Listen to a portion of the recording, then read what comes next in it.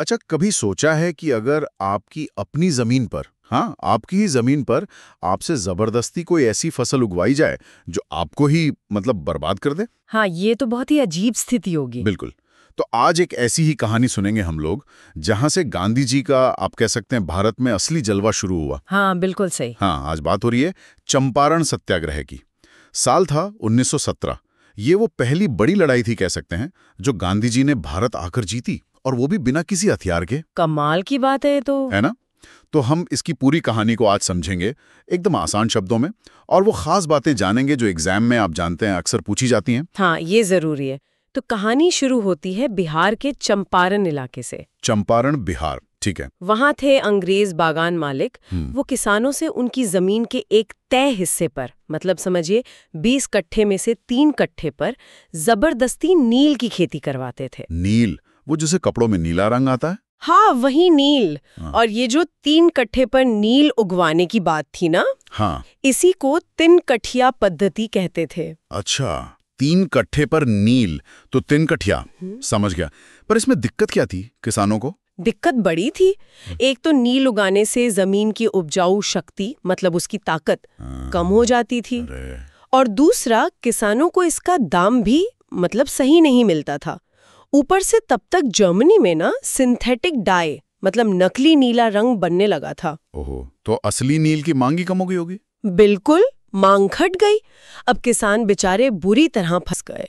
जमीन खराब, दाम नहीं, और अंग्रेज छोड़ नहीं रहे। सोचिए जरा, अपनी ही जमीन, अपनी ही मेहनत, और फायदा किसी और का, ऊपर से नुकसान ही नुकसान। तब क्या हुआ? किसी ने आवाज नहीं उठाई? उठाई। यहीं पर कहानी में आते हैं एक असली हीरो, राजकुमार शुक्ल। राजकुमार शुक्ल? हाँ, चंपारण के ही एक किसान थे। वो बहुत हिम्मत वाले थे। उन्होंने ठान लिया कि वो गांधी जी को चंपारण बुला कर ही रहेंगे। अच्छा, मतलब वो गांधी जी के पास गए?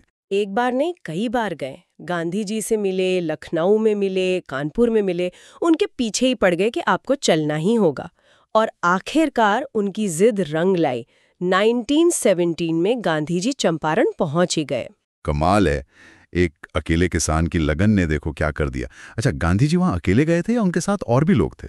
नहीं नहीं, अकेले कैसे जाते। उनके साथ उस समय के बड़े बड़े नाम जुड़े, जैसे डॉक्टर राजेंद्र प्रसाद, जो बाद में भारत के पहले राष्ट्रपति बने। हाँ हाँ, बिल्कुल। आचार्य कृपलानी थे, महादेव देसाई, ब्रजकिशोर प्रसाद, अनुग्रह नारायण सिन्हा, ये सब लोग थे।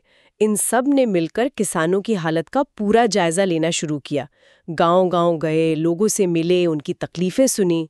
फिर तो अंग्रेजों को जरूर दिक्कत हुई होगी, उन्हें क्या अच्छा लगा होगा ये सब? दिक्कत? अरे वो तो बुरी तरह घबरा गए।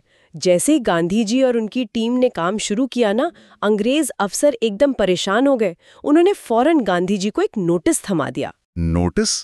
कैसा नोटिस? हुक्म था कि आप फौरन चंपारण जिला छोड़कर चले जाइए।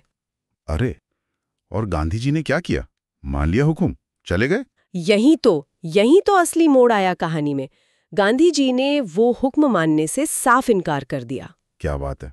उन्होंने कहा, मैं कहीं नहीं जाऊंगा। आप चाहें तो मुझे गिरफ्तार कर लें, जेल भेज दें, लेकिन मैं किसानों को छोड़कर नहीं जाऊंगा। ये भारत में उनका पहला प्रत्यक्ष सत्याग्रह था। सत्याग्रह मतलब सत्य के लिए आग्रह, बिना डरे, बिना हिंसा के अपनी बात पर अड़े रहना। बिल्कुल। वाह! उस जमाने में अंग्रेजों के सरकारी हुक्म को ऐसे सीधे सीधे मना कर देना, ये तो बहुत बड़ी हिम्मत की बात रही होगी। बहुत बड़ी। सोचिए जरा, माहौल कैसा रहा होगा।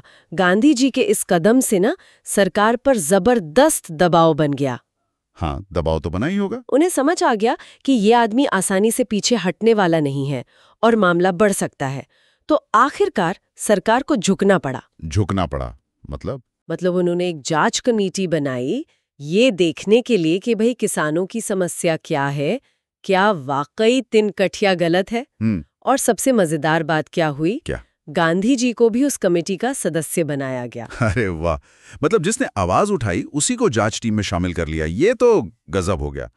फिर कमेटी ने क्या रिपोर्ट दी? कमेटी ने जांच की और माना कि हाँ, किसानों की मांगे बिल्कुल सही हैं, ये 3 कठिया पद्धति वाकई गलत है और इससे किसानों का बहुत शोषण हुआ है। अच्छा, तो फिर नतीजा क्या निकला फाइनली? क्या वो नील की खेती बंद हुई?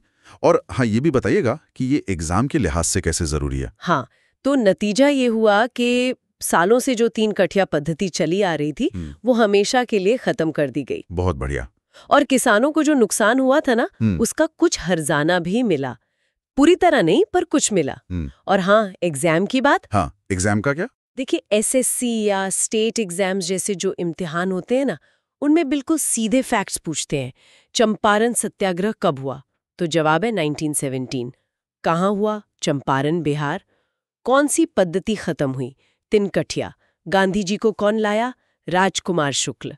ये नाम, साल, जगह, ये सब सीधे सीधे याद रखने वाले पॉइंट्स हैं। अच्छा, मतलब ये फैक्ट्स रटने पड़ेंगे? हाँ, ये फैक्ट्स तो जरूरी हैं। लेकिन अगर यूपीएससी जैसी बड़ी परीक्षाओं की बात करें तो वहां थोड़ा गहराई में जाना पड़ता है। गहराई में मतलब वो पूछते हैं कि इस आंदोलन का महत्व क्या था। गांधी जी के सत्याग्रह के तरीके ने आजादी की लड़ाई को कैसे एक नई दिशा दी, इसका क्या असर हुआ।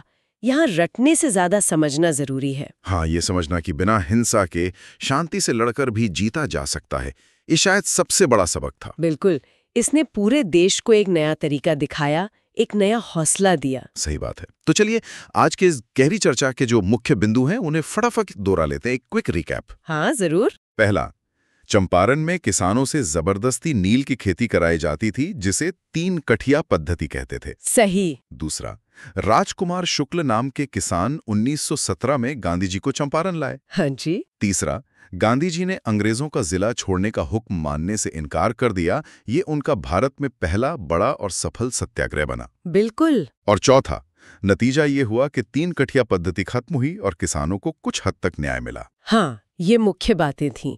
और जाते जाते बस एक सवाल मन में छोड़ जाती हूँ सोचने के लिए। हाँ, बताइए। चंपारण ने ये तो दिखा दिया कि सच और अहिंसा, मतलब शांति के रास्ते में कितनी ताकत होती है। पर क्या लगता है, आज की दुनिया में जो इतनी सारी उलझी हुई समस्याएं हैं, उनको सुलझाने में ये रास्ता आज भी उतना ही कारगर हो सकता है? ये वाकई सोचने वाली बात है। खैर, इस दिलचस्प कहानी और इतनी सारी जानकारी के लिए आपका बहुत बहुत शुक्रिया। शुक्रिया।